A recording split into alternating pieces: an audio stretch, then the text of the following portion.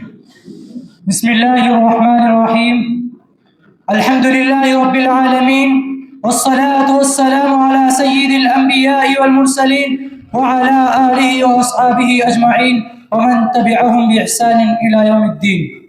أما بعد، فأعوذ بالله من الشيطان الرجيم. بسم الله الرحمن الرحيم. اقرأ باسم ربك الذي خلق، خلق الإنسان من علق. اقرأ وربك الأكرم الذي علم بالقلم، علم الإنسان ما لم يعلم. صدق اللہ العظیم. پگھلنا علم کے خاطر مثال شمع زیبا ہے، بغیر اس کے نہیں پہچان سکتے ہم خدا کیا ہے.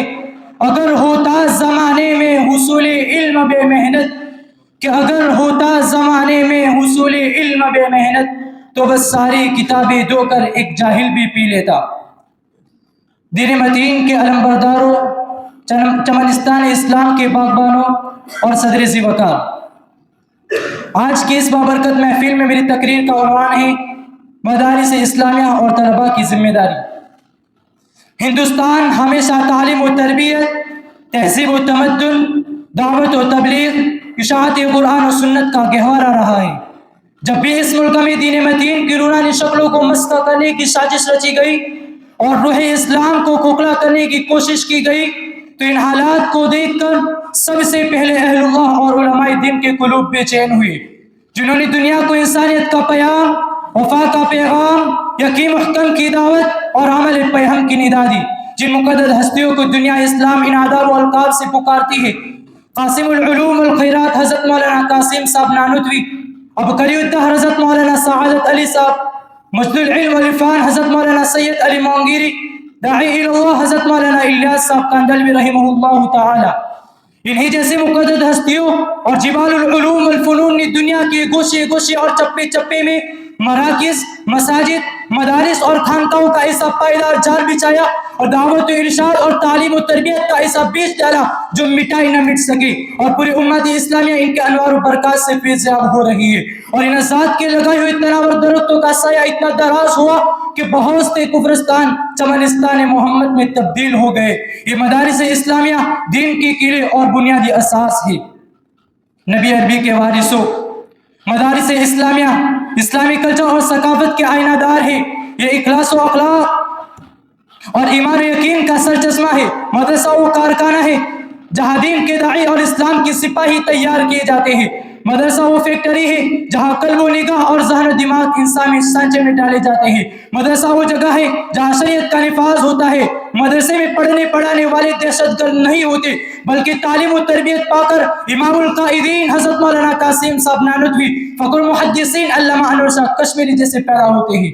الغرض، اسلام کا بغیر علم کے پایا جانا بہت ہی مشکل بلکہ ناممکن ہے. جس طرح مچھلی بغیر پانی کے زندہ نہیں رہ سکتی، اس طرح اسلام بغیر علم کے برقرار نہیں رہ سکتا. اگر علم کا چشمہ خشک ہو جائے تو اسلام اور دین اسلام سب کا دم گھٹنے لگے گا. گلشن اسلامیہ کے نوشگفتہ پھولو، تم ہی قوم کے لیڈر بننے والے ہو، تم ہی قوم کے سرمایہ ہو. تمہاری جذبات پر قربانیوں کی عمارتیں کھڑی کی جاتی ہیں، تمہاری قول و بیان پر عزائم کی بنیادیں کھڑی کی جاتی ہے. ساری بھٹکی قوم کے آہے اور بے دست و پا لوگوں کے آہے تمہاری منتظر ہے. تم ان خدا مست بزرگوں کی چھاؤں کے تربیت یافتہ ہو، جنہوں نے دشمنان اسلام کو اپنے حرارت ایمان سے پگھلا کر اور انگریز کے آہن دیواروں کو اپنے جذبات ایمانی کے بڑھتے شعلے سے گرا کر اعلان کیا کہ اسلام کے خلاف آواز اٹھانے والوں سنبھل جاؤ، اپنے ارادوں سے باز آ جاؤ، اپنے ذہنوں کو اس کے خلاف سوچنے سے بچا لو، اپنے ہاتھ کو روک لو. تم یہ سمجھتے ہو کہ تاثیر اسلام ختم ہو چکی ہے؟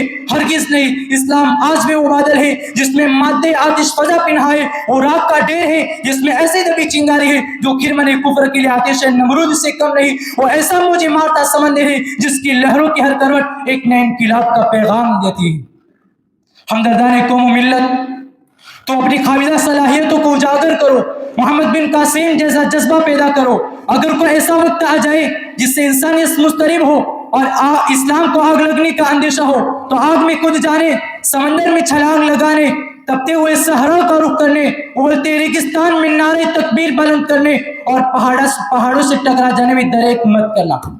اور کفر شرک کی ناپاک زمینوں اور بدعات و خرافات کے منحوس چمنوں کو بے آب و گیا ریگستان بنا کر ہنستے کھیلتے موت کو گلے لگا کر ابدی نیند سو جانا۔